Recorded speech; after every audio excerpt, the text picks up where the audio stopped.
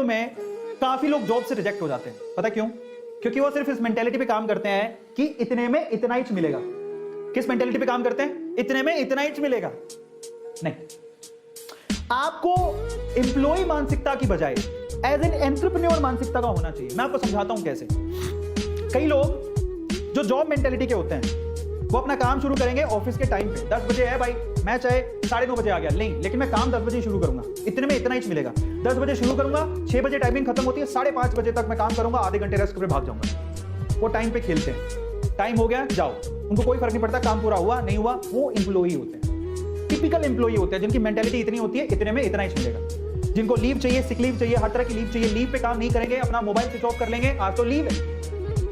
समझ रहे हो? ऐसे लोग तरक्की नहीं कर सकते, वो सिर्फ नौकरी के लिए बने होते हैं और वो नौकरी में ही उतना ही उनका 5% 10% जो इंक्रीमेंट होना होता है उतना ही इंक्रीमेंट होता है। फिर कंपनी भी ये कहती है इतने में इतना ही मिलेगा।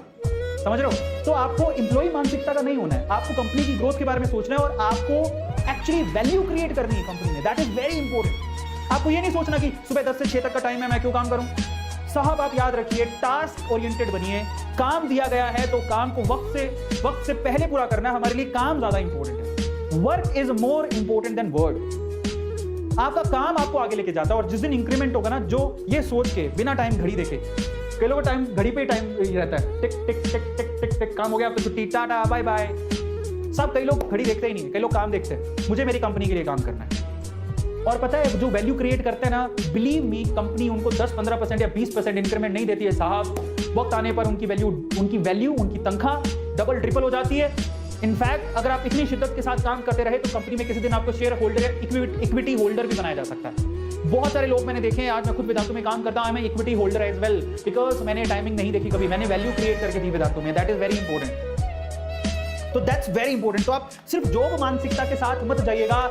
याद रखिए कि एक एम्प्लॉई जो कि बोलता है इतने में इतना ही मिलेगा, उसे लीव चाहिए, सिक लीव, ये लीव वो लीव। लेकिन एक अच्छा एम्प्लॉई जो कि एंटरप्रेन्योर मानसिकता का होता है, उसे कंपनी लीव करना ही नहीं। वो इस सोच के साथ जाता है मुझे कोई लीव नहीं चाहिए, मुझे कंपनी लीव करनी ही नहीं, मुझे कंपनी छोड़नी नहीं है। मैं उस मानसिकता के साथ आया हूं, मैं लंबे समय तक टिकने के लिए आया हूं कंपनी के अंदर। पता है वो विश्वास बहुत ज्यादा जरूरी है। आज बड़ी बड़ी कंपनियां क्या ढूंढ रही हैं एम्प्लॉइज के अंदर? ट्रस्ट। आज बड़ी बड़ी कंपनियां किस पे पैसा दाव लगाती हैं? ट्रस्ट पे। एग्जाम्पल देता हूं, आपने सुना होगा सुंदर पिच्चई, सुना है नाम? सबने सुना होगा सुंदर पिच्चई।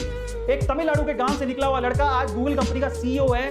2-3 जॉब शुरू में छोड़ी थी, उसके बाद से आज तक वो गूगल में ही काम कर रहे हैं। आपको जानते हैं उनकी सैलरी कितनी है? 2000 करोड़, 2000 करोड़ रुपए सैलरी है, एलपी है उनका।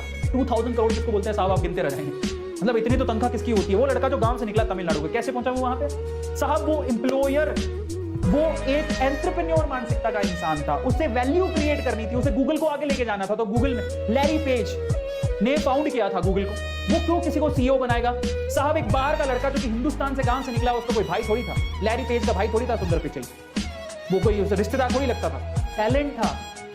उसने बताया कि मैं गूगल के लिए, मेरा समर्पण है गूगल के लिए। बीच में ऑफर भी आया था, वो छोड़ने वाले भी थे, और क्योंकि इनको पता था कि सुंदर हमारे लिए कितना इंपॉर्टेंट है, उन्होंने उनको बहुत बड़ा ऑफर दिया, फिर गूगल में रुके और आज वो गूगल के सीईओ हैं और आज आप जानते हैं उन्हें। साहब ये बहुत इंपॉर्टेंट है, आपकी मानसिकता, आप किस मानसिकता से नौकरी लेने आए हो?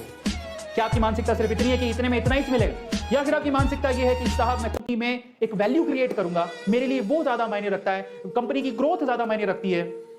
ऐसी मानसिकता के साथ जाओगे तो उसे ये चीज इंटरव्यूअर को बहुत ज्यादा इंप्रेस करती है, क्योंकि ये आप उसकी कंपनी में ग्रोथ करने वाले हो।